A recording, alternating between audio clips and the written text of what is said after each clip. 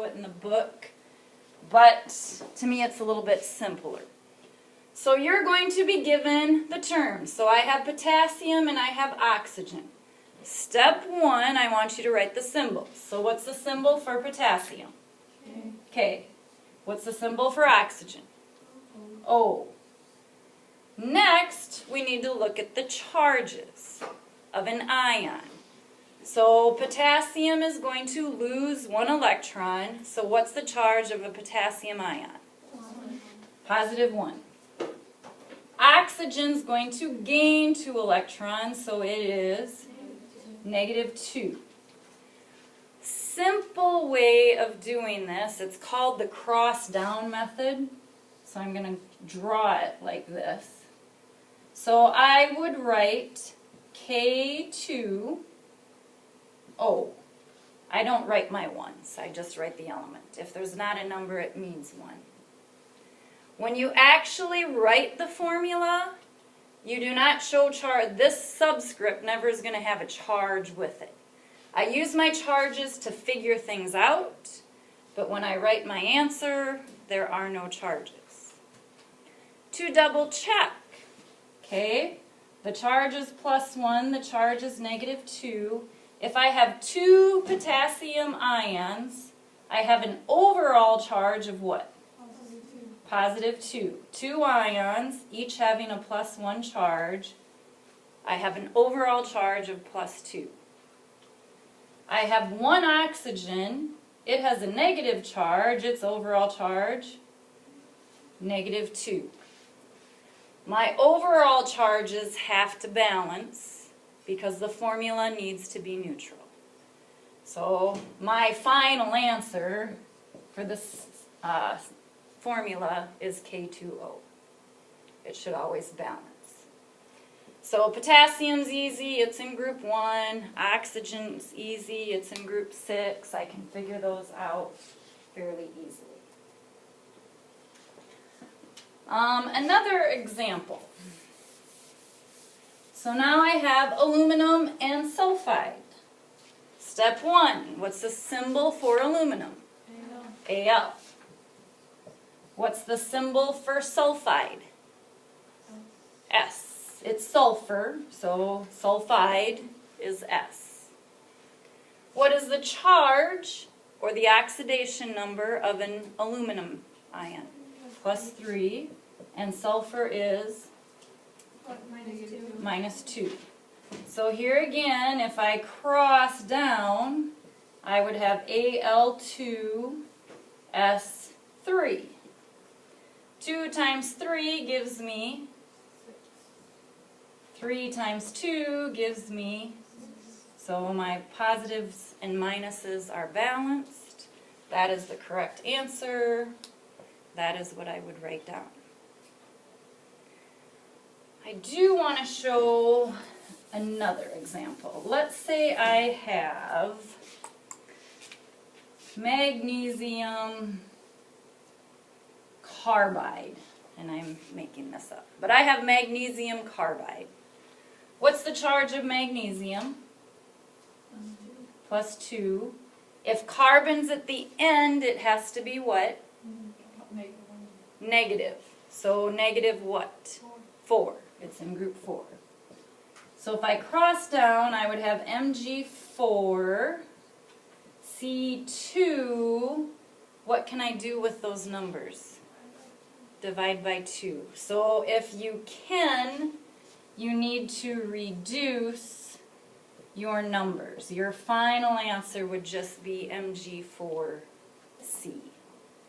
So you would reduce, double check to make sure that you have reduced to the smallest numbers. Wouldn't it be Mg2? Yeah, wouldn't it be because if you divide by 2? Oh, yes. Huh. Thank you very much. Yes, 4 divided by 2 is 2. Mg2 and then nothing, or 1. Thank you for that.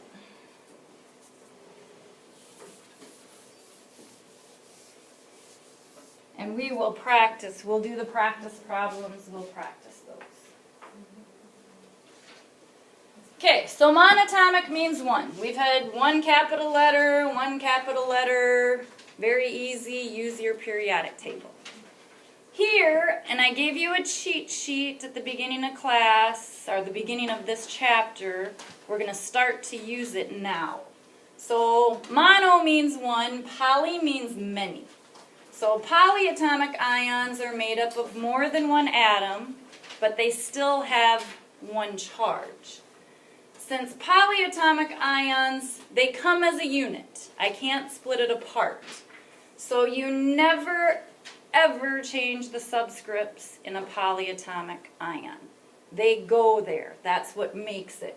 So for example, if I look at ammonium, the formula for ammonium is NH4, and it has a +1 charge. No, he's not. Nope.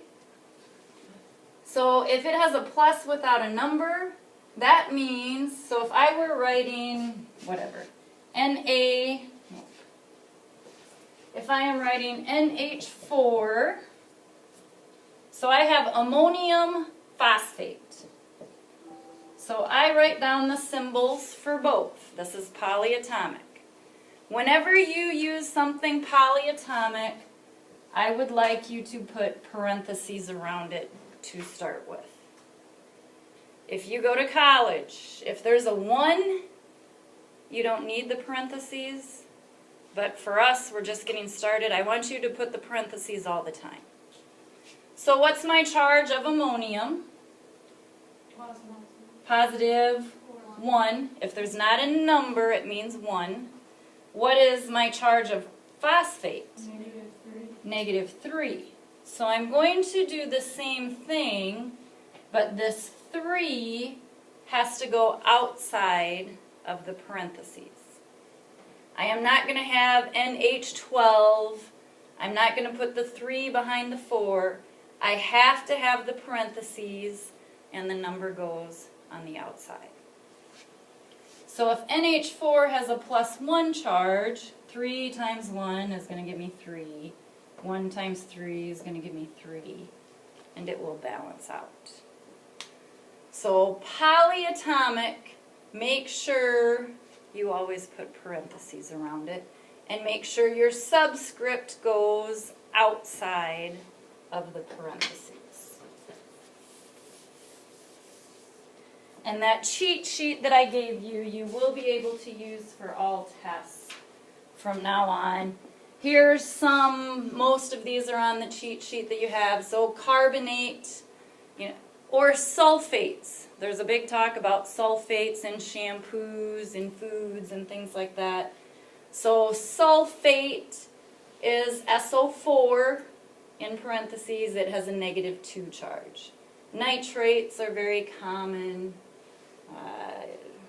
So the top number on the top, or like on the thing, is the charge. This is the charge. So NH4 has a +1 charge. NO2 has a -1 charge. MnO4 has a -1 charge. Where's something with a HPO4 has a -2 charge. And remember, when you write the final formula, those charges don't go with it. You use it to find the formula, but your final formula does not have the charge with it. Alright, so here's another example using polyatomic. So a compound formed by calcium ions and phosphate ions are often used in fertilizer. Calcium phosphate's used in fertilizer a lot. So here again, calcium is my cation. What's the symbol for calcium? Ca. Phosphate is polyatomic. What's the symbol for phosphate? PO4. Phosphate is PO4. So, using my periodic table, the calcium charge is +2. Using my cheat sheet, a phosphate ion is -3. So, I have something polyatomic. I am going to put parentheses around it. And then I will cross down. So I will have Ca3, put my polyatomic ion in parentheses, 2. 3 times 2 gives me 6. 2 times 3 gives me 6. I can't reduce anything. It is balanced. So this would be the final answer that I write down. I do want to show you something that you need to be careful for. What if instead I said we have calcium phosphide? What's the symbol for calcium? What is phosphide? It's phosphorus off your periodic table. So that would simply be what? What's the symbol for phosphorus? P. So be very careful when you're reading phosphate, phosphide. There is sulfate, excuse me, that is polyatomic. Sulfide comes off of your periodic table. So make sure you read those names carefully. And I think I'll stop there for a little bit and we'll practice.